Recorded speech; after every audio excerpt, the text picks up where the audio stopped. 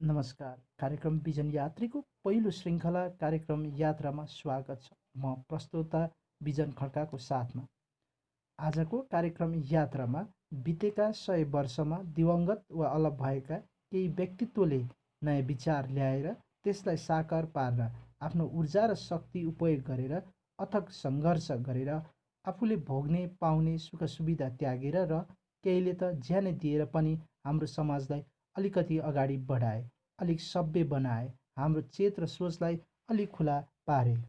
हो, त्यस्तै महान व्यक्ति जसले विचार र कामको नेतृत्व पनि गरे। त्यस्तै महान राष्ट्रका स्रष्टाको बारेमा विभिन्न लेखकहरूको लेखलाई कार्यक्रम यात्रामा म प्रस्तुत गर्छु, जसको बारेमा तपाईँले सुन्नुभएको तर थाहा नभएको कुरालाई म यस कार्यक्रममा प्रस्तुत गर्ने गर्छु। आज म कार्यक्रम यात्राको पहिलो भागमा हिमेशजीले लेख्नुभएको बौद्ध धर्मका पुनर्जागरणकर्ता शीर्षकमा भिक्षु अमृतानन्दको बारेमा प्रस्तुत गर्न गइरहेको छु। आशा छ तपाईँले उहाँको बारेमा पनि रोचक कुराहरू जान्नुहुनेछ। भिक्षु अमृतानन्द विक्रम सम्वत 1968मा जन्मनुभएको हो भने स्वर्ग आरोहण 2047मा हुनुभएको थियो। गौतम बुद्धको जन्मथलो लुम्बिनी आधुनिक नेपालमै पर्छ भनेर अझै पनि राम्रोसँग प्रचार हुन पाएको छैन। त्यसैले बौद्धमार्गी देशहरूमै यसबारे भ्रम छ। गलत इतिहास प्रचार गर्न खोज्नेहरूको बिगबिगी उत्तिकै छ। 2007 सालतिर त स्थिति झन् कस्तो थियो होला।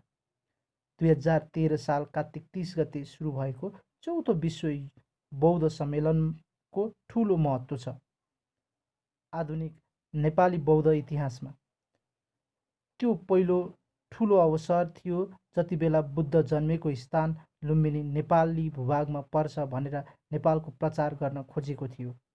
काठमाडौँको टुँडिखेलमा आयोजना भएको त्यो सम्मेलन गर्न भिक्षु अमृतानन्दले सबैभन्दा बढी मेहनत गरेका थिए। 2007 साल आसपासमा राजा त्रिभुवनसँग अमृतानन्दको राम्रो सम्बन्ध थियो। त्यसकै आधारमा उनले त्यो सम्मेलन आयोजना गर्ने आँट गरे। सम्मेलनमा हुँदा महेन्द्र राजा भइसकेका थिए। 185 देशका प्रतिनिधिले भाग लिएको त्यस सम्मेलनको उद्घाटन महेन्द्रले गरेका थिए। त्यसमा Bharat, Sri Lanka, Burma, Thailand, Japan, चीन, कम्बोडिया, इन्डोनेसिया, मलेसिया, फ्रान्स, बेलायत, अमेरिका, पाकिस्तान जस्ता देशका बौद्ध भिक्षुहरू सहभागी थिए। त्यस अवसरमा लुम्बिनी नेपालमा पर्छ भनेर पहिलो पटक नेपालले गर्वका साथ भनेको थियो। यसलाई हाम्रो आफ्नो आन्दोलन मान्ने हो भने यो आन्दोलन सुरु गर्ने जस भिक्षु अमृतानन्दलाई दिनुपर्छ। उहिले लुम्बिनीको खोजी भएको 124 वर्ष मात्र पुगेको छ। आधुनिक नेपाली बौद्ध धर्मले स्वरूप लिन सुरु गरेको त अझ 100 वर्ष मात्र भएको छ। यस क्रममा खास योगदान दिने धेरै होलान्, तर सबैभन्दा अगाडि नाम लिँदा दुई मत नहुने व्यक्ति भिक्षु अमृतानन्द हुन्। चौथो बौद्ध सम्मेलनलाई बौद्ध दृष्टिकोणले मात्र हेरेर पुग्दैन, यसको बृहत अर्थ छ। राणा शासन सकिएको केही वर्षसम्म पनि नेपाल बाहिरी विश्वले केही पनि जानकारी नपाएको देशकै रूपमा थियो। यो सम्मेलन नेपालको इतिहासमै यहाँ भएका सुरुका ठुला सम्मेलनमध्ये एक हो, जसमा उल्लेखनीय विदेशी पाहुना सहभागी भएका थिए। यस सम्मेलनमा विदेशीले नेपालबारे धेरै तथ्य थाहा पाए। तीमध्ये प्रमुख तथ्य हो बुद्धको जन्म लुम्बिनीमा भएको हो अनि लुम्बिनी नेपालमा पर्छ। 7 साल लगत्तैको समय नेपाली बौद्ध धर्मका लागि केही खुकुलो भएको थियो। राणा शासनले त यसमाथि निषेध लाद्न खोजेको थियो। भिक्षु अमृतानन्दले आकार निकै सानो तर महत्त्वले निकै ठुलो पुस्तक नेपालमा थेरवाद बौद्ध धर्मको इतिहास लेखेका छन्। यो पुस्तक पढ्ने हो भने थाहा हुन्छ नेपालमा बौद्ध धर्मको इतिहास त लामो छ, तर धर्मकै स्थिति भने शुद्ध रूपमा थिएन। बौद्ध धर्मको सबैभन्दा प्राचीन र शुद्ध स्वरूप थेरवाद हो भने त्यसको अस्तित्व नेपालमा थिएन। बौद्ध धर्मको केन्द्र काठमाडौँ उपत्यकालाई मान्ने हो भने पनि त्यस बेलासम्म यहाँ भिक्षुहरू कस्ता हुन्छन् भन्ने पटक्कै थाहा थिएन।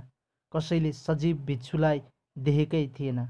अमृतानन्दले त्यस पुस्तकमा लेखेका छन्, जीवनमा मैले पहिलोपटक सजीव भिक्षुको दर्शन सन् 1965 भगवान बुद्ध परिनिर्वाण हुनुभएको भारतको कुशीनगरमा पाएको थिएँ। त्यस अगाडि अमृतानन्दले सानो उमेरमै पाटनको हिरण्यवर्ण महावीरमा सुनेका रहेछन्। हिजो आज भित्तामा चित्रित गरिएका भिक्षुहरू मात्र छन्, सजीव भिक्षुहरू कहाँ छन् र? नेपाली थेरवाद परम्पराका पहिलो भिक्षु हुन् महाप्रज्ञा। उनी चन्द्र शमशेरका पालामा प्रवजित भए। उनीसँगै 4 जना प्रवजित भएका थिए। चन्द्र शमशेरले उनीहरूलाई देश निकाला गरे। महाप्रज्ञा पछि भारतबाट पूर्वी नेपाल छिरेर भोजपुरमा पुगे र त्यहीँ फेरि समातिए। त्यसबेला अमृतानन्द भोजपुरमै थिए। उनले महाप्रज्ञालाई आफ्ना गुरु मानेका थिए र उनीसँगै भोजपुर जेलमा बसे।